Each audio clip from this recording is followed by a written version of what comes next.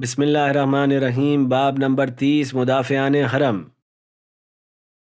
اب مجھے یقین ہو گیا تھا کہ میرے دوستوں اور ساتھیوں کی شہادت حتمی ہے، لیکن جس طرح وقت گزر رہا تھا اسے دیکھ کر دور دور تک ان کی شہادت کے آثار نظر نہیں آ رہے تھے۔ پھر مجھ پر یہ بات کس طرح سچ ثابت ہو سکتی تھی؟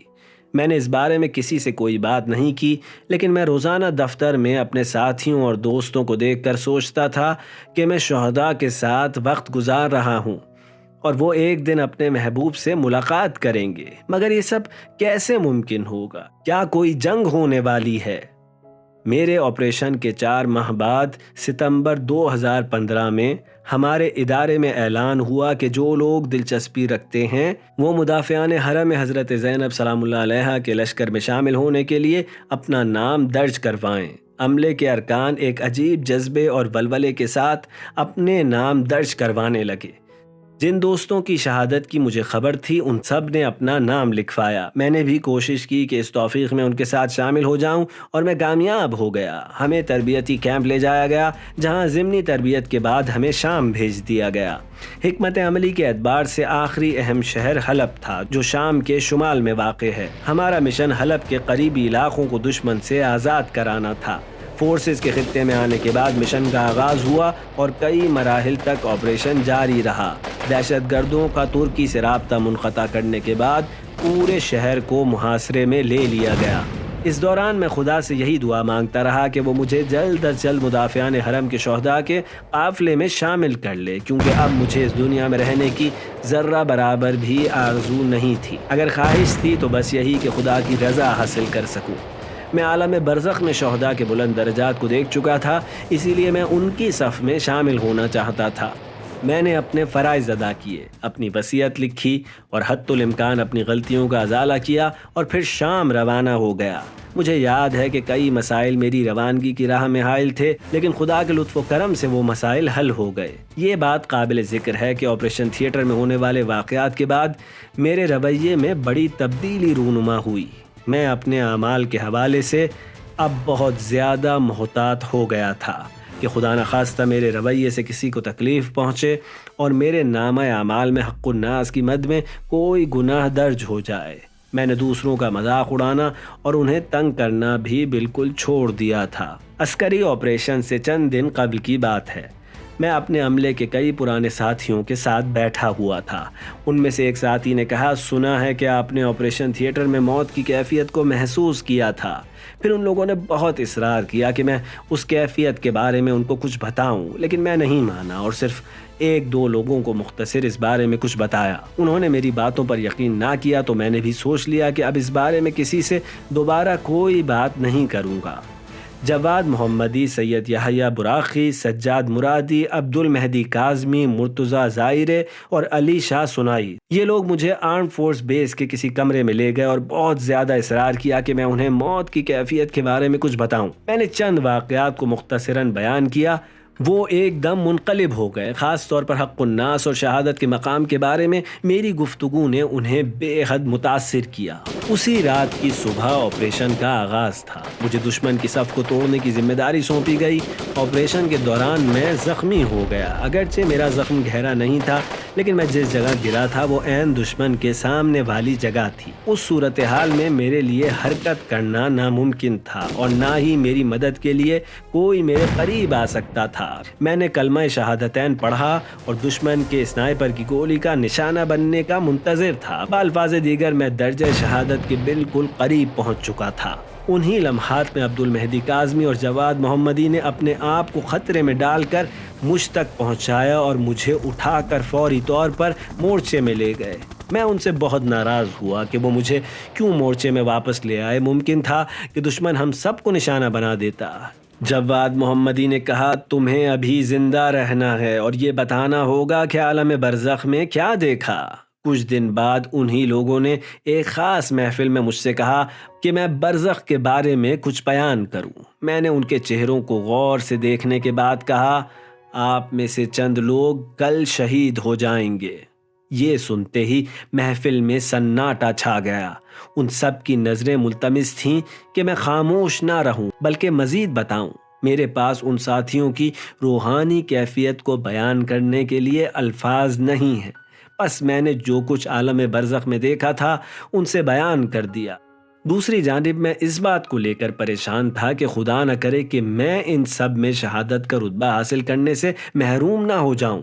جواد بڑے اصرار سے مجھ سے سوال پوچھ رہا تھا اور میں جواب دیتا جا رہا تھا۔ اس نے پوچھا، وہ کون سی شے ہے جو عالم برزخ یا اس دنیا میں ہمارے بہت کام آ سکتی ہے؟ میں نے کہا، نماز کو اہمیت دینے کے بعد خلوص نیت سے بندگان خدا کے لیے جتنا ممکن ہو کام کیا جائے۔ مجھے یاد ہے اگلے دن اسلامی جمہوریہ ایران کی کسی اہم شخصیت نے عسکری مسائل کے بارے میں کوئی اظہار خیال کیا تھا جو مغربی ممالک کے لیے ایک اچھا بہانہ دے گئے تھے۔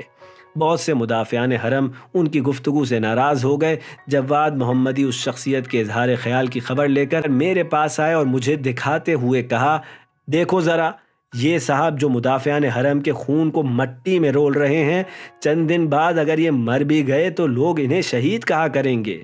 میں نے تحمل سے جواب دیا، میں ان صاحب کی موت دیکھ چکا ہوں۔ وہ انہی سالوں میں دنیا سے اس طرح رخصت ہوں گے کہ کوئی بھی ان کے لیے کچھ نہیں کر سکے گا، یہاں تک کہ ان کی موت سے یہ ثابت ہو جائے گا کہ وہ امام خمینی رحمۃ اللہ علیہ اور ان کی طریقت سے بہت دور تھے۔ کچھ دن بعد ہم آپریشن کے لیے تیار ہوئے۔ ہم نے آدھی رات کے وقت خود کو ہتھیاروں سے لیس کیا۔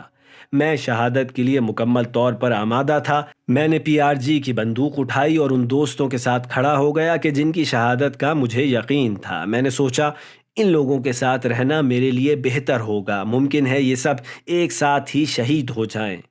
ابھی فوجی دستوں نے حرکت نہیں کی تھی کہ جواد محمدی میرے پاس آ گیا۔ وہ تمام امور کی نگرانی کر رہا تھا۔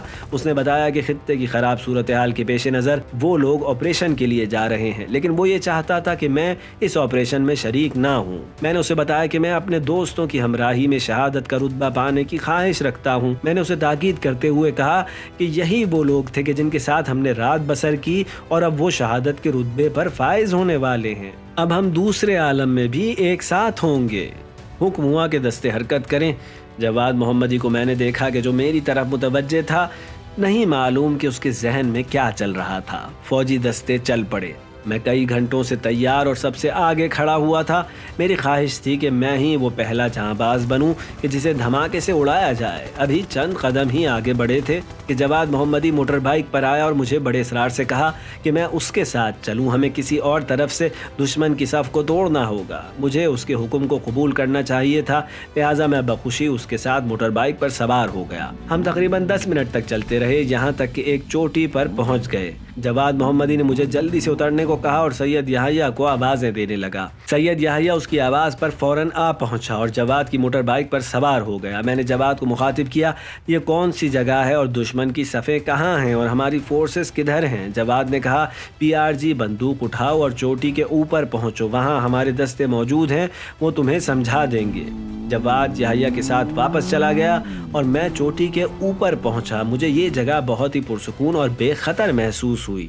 میں نے مورچے میں بیٹھے چند لوگوں سے پوچھا کہ ہمیں کیا کرنا ہوگا اور دشمن کی صفیں کہاں سے توڑنا ہے، تو ان میں سے ایک جوان نے کہا، ارے بھائی بیٹھ جائیے، یہ صرف ڈیفینس لائن ہے، یہاں بیٹھ کر ہمیں صرف دشمن پر نظر رکھنا ہے۔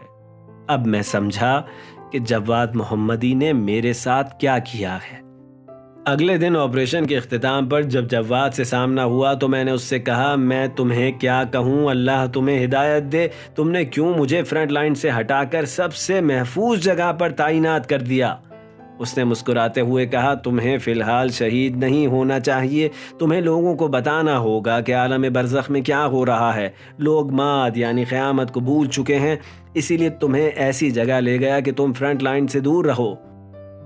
اسی رات میرے دوستوں نے دشمن کی صف پر حملہ کیا۔ سجاد مرادی اور سید یحییٰ جو دستے کے سب سے آگے کھڑے تھے، اولین شہداء میں شامل ہو گئے۔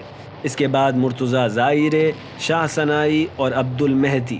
ایک مختصر وقت کہ جس میں ایک مشن کے لیے ہم دوست اکٹھے ہوئے تھے، اسے مکمل کرتے ہوئے یہ دوست پرواز کر گئے۔ یہ وہی منظر تھا جو میں عالم برزخ میں دیکھ چکا تھا۔ جواد محمدی بھی اگلے برس ان شہید دوستوں سے ملحق ہو گیا۔ اصفہان کے جن نوجوانوں کو ایران واپس بھیجا گیا، میں بھی ان خالی ہاتھ مدافعان حرم میں شامل تھا۔ ایک حسرت اور تکلیف میرے پورے وجود میں پھیل گئی تھی۔